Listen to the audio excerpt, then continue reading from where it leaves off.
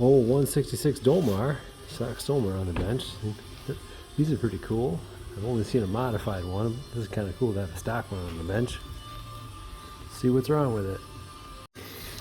Alright, top cover. Got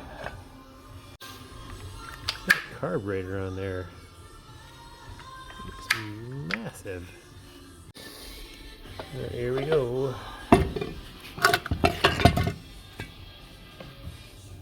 Oop. A little scored up.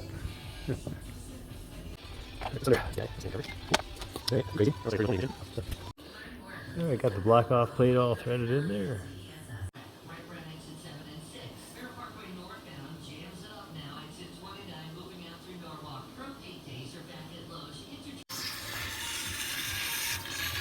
Oh, there's a culprit.